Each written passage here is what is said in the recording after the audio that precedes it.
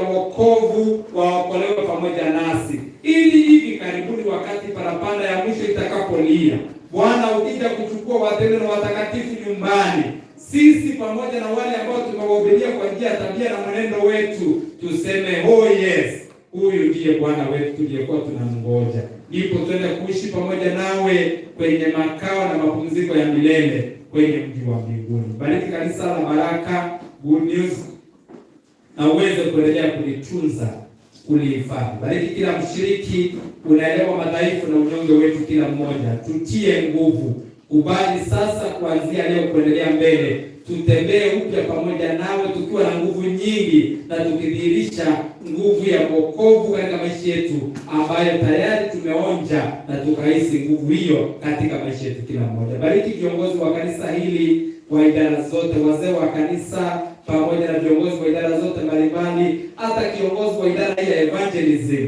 Tunamwombea Bwana, mpe maono, mpe mibaraka, alileta kanisa hili pamoja na kuwaweka washiriki wa katika kazi ya kuhubiria wengine na kufikia wengine kwa njia ya Injili na mafundisho, ili katika kijiji hiki watu wajue kwamba lipo kanisa lako lililopangwa katika sehemu hii. Iunganishe kanisa pamoja na mchungaji na district yote kwa pamoja, ifanye kazi yako ikamilike. Uje hivi karibuni utupeleke nyumbani kupumzika.